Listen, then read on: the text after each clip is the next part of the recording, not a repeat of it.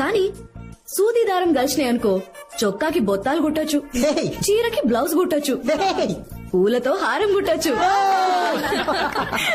Super. మొగుడెక్కువ మాట్లాడితే మూతి కూడా కుట్టొచ్చు. అంకల్ నేను రెడీ. చెప్పు టాపిక్. భార్య భర్త. భార్య భర్త. భార్య భర్త. భార్య భర్తకి బ్యాక్ బోన్ లా ఉండాలి కానీ బ్యాక్ పెయిన్ లా ఉండకూడదు. భర్త ఇంటికి భరోసాలా ఉండాలి కానీ బానిసలా ఉండకూడదు. భార్య తన్ని మన మనిషిలా చూడాలి కానీ పని మనిషిలా చూడకూడదు.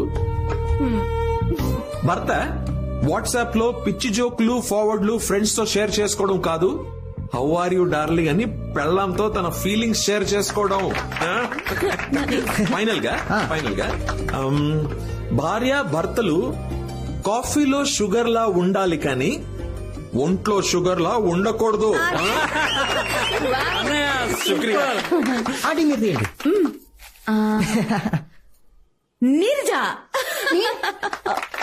మీ టాపిక్. గొడుగు గొడవ. వర్షంలో గొడుగు అవసరం, సముద్రంలో పడవ అవసరం, ప్రేమలో గొడవలు అవసరం. అది అర్థం చేసుకోవడానికి మంచి మనసు అవసరం. అర్థం కాకపోతే లైఫ్ అనవసరం. Very nice. అక్షర. ఓకే. మందు సోడా. అక్షర సిగ్గుపడకు, నువ్వు నేను వేరు వేరు కాదు కదా. పోనీ నీ బదులు నేను చెప్పనా? కెనాయ్? మందు సోడా. మందు గ్లాస్ లో పడితే సైలెంట్ గా ఉంటుంది, అదే సోడా కూడా పడితే వైలెంట్ గా మారుతుంది. మనం ఎప్పుడు మందు సోడా గురించే మాట్లాడతాం, కానీ ఆ రెండింటిని కలిపే గ్లాస్ గురించి మాట్లాడాం. అవునవును. గ్లాస్ అనేది మందుని సోడాని ఎలా కలుపుతుందో పెళ్ళనేది ఒక అబ్బాయిని అమ్మాయిని అలా కలుపుతుంది.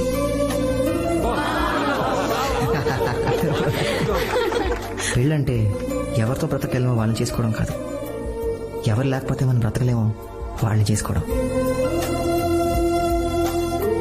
వేల ఆశలు, వందల ఇష్టాలు, లక్షల ఆలోచనలు, కోట్ల కోరికలు కలిస్తేనే వెడ్డింగ్.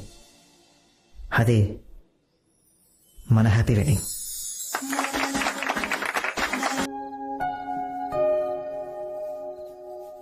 ఆనంద్, ఇక 2 రోజులు ఓ ఇంటి వాడివైపోతావు. అవును కదమ్మా. ఒక మాట చెప్తాను, వింటావా? పెళ్ళైన వెంటనే మమ్మల్ని వదిలేసి ఫ్లాట్కి వెళ్ళిపోకండ్రా. ఏం లేదురా, అక్షర బాగా అలవాటైపోయింది. ఇప్పుడు పెళ్ళాక తను వదిలి ఉండాలంటే ఏదోలా ఉంది. ఇంతకు ముందు నా కూతురు లేని లోటు ఉండేది, ఇప్పుడు అక్షర పరిచయం అయిన తర్వాత అది పోయింది. అమ్మా ఎందుకమ్మా అక్షరతో అంత ఎమోషనల్ గా ఉండకమ్మా. తను ఒక రోజు ఉన్నట్టు ఇంకొక రోజు ఉండదు. రే, ఏం మాట్లాడుతున్నావురా? అక్షర చాలా మంచిది, నాకు బాగా నచ్చేసింది. ఇప్పుడు నువ్వెంతో నాకు అక్షర కూడా అంతే. నిన్ను వదిలి నేను ఎలా ఉండలేను, అక్షరాన్ని వదిలి కూడా నేను ఉండలేనురా. పెళ్ళైతే వాళ్ళ అమ్మ నాన్నని వదిలేసి ఇక్కడ ఒంటరిగా ఉండాల్సి వస్తుందేమో అని ఫీల్ అవుతున్నట్టుందిరా. నువ్వెంత మంచిదానివో నీకు కూడా తెలియదమ్మా. నాకు నీలాంటి అమ్మ, తనకి నీలాంటి అత్తయ్య దొరకడం చాలా కష్టం అమ్మా. అక్షర లాంటి కోడలు వస్తే ఏ అత్తైనా ఇలాగే ఉంటుంది.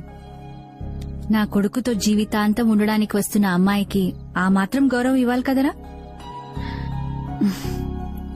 దేవుడి దయ వల్ల ఇప్పటి వరకు అంతా బాగా జరిగింది. ఈ 2 రోజులు కూడా ఎటువంటి ఇబ్బంది లేకుండా ఈ పెళ్లి జరిగిపోతే అంతే చాలు. వీళ్ళకన్నీ తెలుసు, వీళ్ళ ముందే నువ్వు మాట్లాడొచ్చు.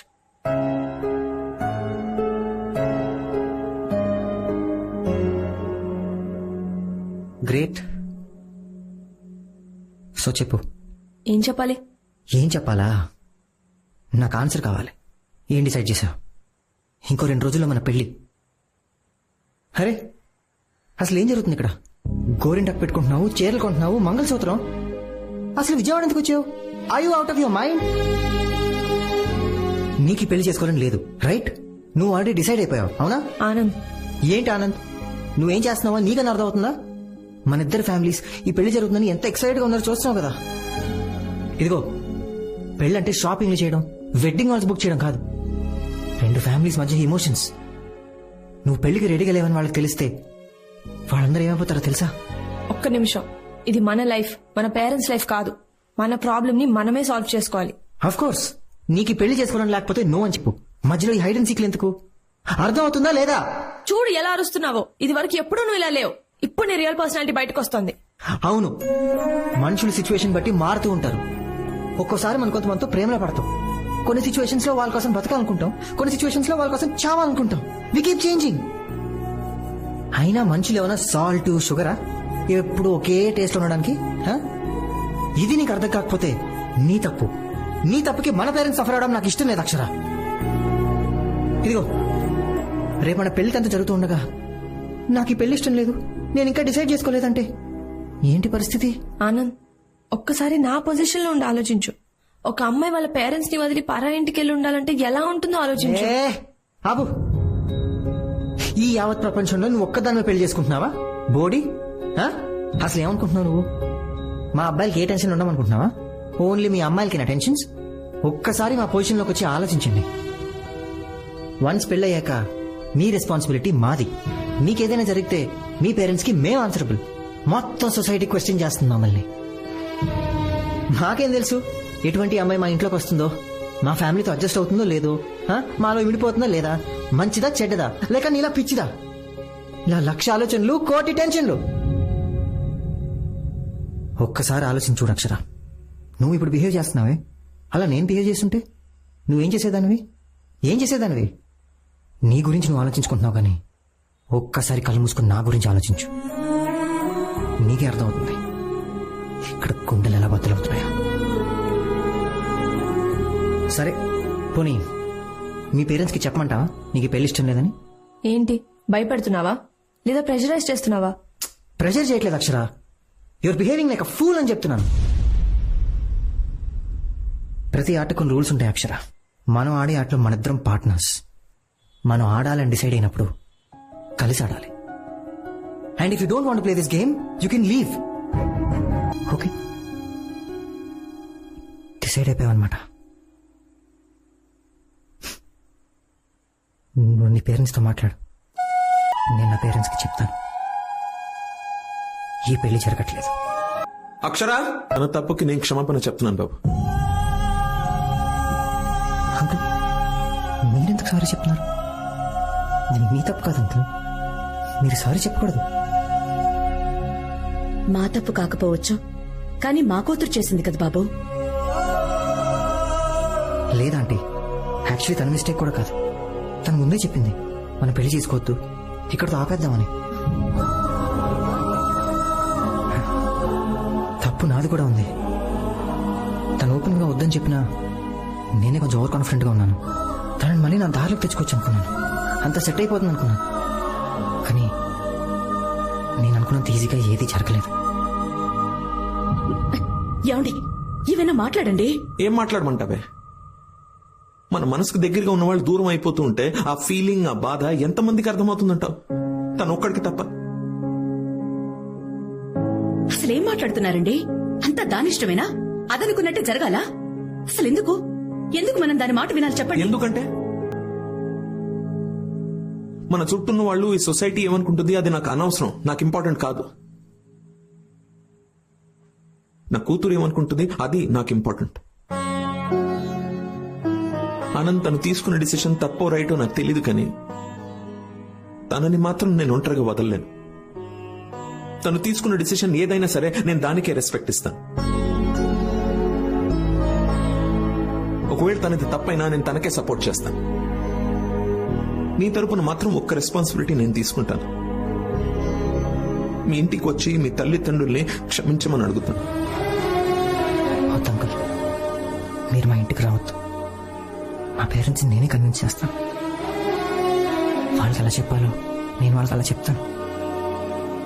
మీరు వెంటనే బయలుదేరి హైదరాబాద్ వెళ్ళిపోండి అంకుల్, ప్లీజ్.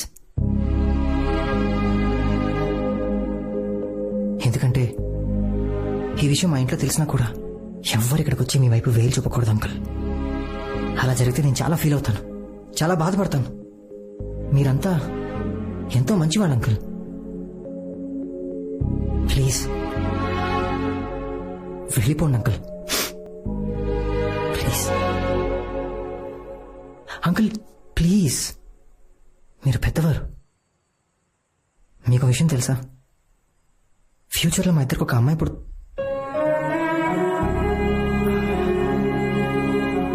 ఫ్యూచర్లో నాకు ఒక అమ్మాయి పుడితే తను ఇలాంటి డిసిషన్ తీసుకుంటే నన్ను నమ్మండి అంకుల్, నేను తనకే సపోర్ట్ చేస్తాను.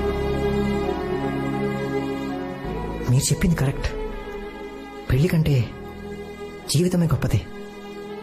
కానీ ఒక రిక్వెస్ట్ అంకుల్, నేను ఇక్కడి నుంచి వెళ్ళిన తర్వాత కూడా అక్షరని ఏమనకండి ప్లీజ్ అంకుల్. నేను అక్షర. ఒక్క నిమిషం ఆనంద్, ఒక్క నిమిషం నేను మాట్లాడచ్చా? నా మాట విను, ఇక్కడి నుంచి వెళ్ళిపో. ఒక్క నిమిషం ఆనంద్, మీ అందరితో మాట్లాడాలనిపించింది. సరిగ్గా గుర్తులేదు మా ఎంగేజ్మెంట్ కి ముందో తర్వాతో. నేను ప్రేమించిన ఆనంద్ ఇతను కాదేమో అనిపించింది. తను చాలా మారిపోయాడు అనిపించింది. నాకు స్టేజ్ లో భయం వేసింది ఆంటీ. రేపొద్దున పెళ్ళాక ఇంకా మారితే నా పరిస్థితి ఏంటనిపించింది.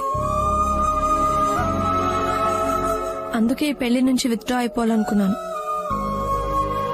అయిపోయాను. ఎందుకంటే మనకి లైఫ్ లో జరిగిన ఎక్స్పీరియన్సెస్ వల్ల మనం చాలా జాగ్రత్తగా ఉండాలనుకుంటాం. అలాంటప్పుడే మన కన్ఫ్యూజన్ మొదలవుతుంది. ఆ కన్ఫ్యూజన్ నుంచి ఇన్సెక్యూరిటీ మొదలవుతుంది. నాకు అదే జరిగింది. బామ్మా, నీకు తెలుసా నీ మనోడు ఒక హోప్లెస్ ఫెలో. వాడు టూ మచ్. తను పెద్ద హీరో అనుకుంటాడు. తను తప్పు చేసిన వాళ్ళకు కూడా ఇంకో ఛాన్స్ ఇద్దామంటాడు. అవతలి వాళ్ళు తమది తప్పు అని తెలుసుకునేంత వరకు కూల్ గా కామ్ గా వెయిట్ చేస్తాడు. నాలాంటి ఇండెసిసివ్ కన్ఫ్యూజ్డ్ అమ్మాయి కూడా ఛాన్స్ ఇచ్చాడు. చాలా పేషెంట్ గా వెయిట్ చేశాడు. ఆ టైంలో నేనేం చేశాను తెలుసా? ఆనంద్ చేసిన తప్పుల గురించి ఆలోచించాను. కానీ తను నా గురించి, నా ఫ్యామిలీ గురించి, మాకు పుట్టబోయే పిల్లల గురించి ఆలోచించాడు. తనంత పాజిటివ్. నిన్న ఆనంద్ నాతో ఒక మాట అన్నాడు. ఒక్కసారి నా పొజిషన్ లో ఉండి ఆలోచించు అక్షర అని. ఆలోచించాను. ఒక్క నిమిషం కూడా ఉండలేకపోయాను. నా మీద నాకే కోపం వచ్చింది. ఒక తండ్రిగా కూతురికి సపోర్ట్ చెయ్యొచ్చు, అందులో న్యాయం ఉంది. కానీ తనెందుకు నాకు సపోర్ట్ చేశాడు? ఎందుకు నాకు ఛాన్సుల మీద ఛాన్సులు ఇచ్చాడు? నేనెంత టార్చర్ పెట్టినా ఎందుకు పేషెంట్ గా భరించాడు? ఆఖరికి నిన్న నా తప్పని తెలిసినా కూడా మా నాన్న దగ్గర నన్నెందుకు సపోర్ట్ చేశాడు? ఇంతకన్నా మంచోడు నాకు ఎక్కడ దొరుకుతాడు? సగంలో వదిలేసి వెళ్ళిపో. నన్ను గుండెల్లో పెట్టుకొని చూసుకుంటా. నిన్ను చాలా హర్ట్ చేశాను కదా. నువ్వు ఎప్పుడో అన్నట్టు గుర్తు, ఇద్దరి మధ్యన ఇష్టం కుదిరితే వాళ్ళ మధ్యన ఎన్ని గొడవలు వచ్చినా లైట్ తీసుకోవాలని. మన మధ్యన చాలా జరుగుండొచ్చు. లైట్ తీసుకుంటావా ఆనంద్? ప్లీజ్ నన్ను క్షమిస్తావా?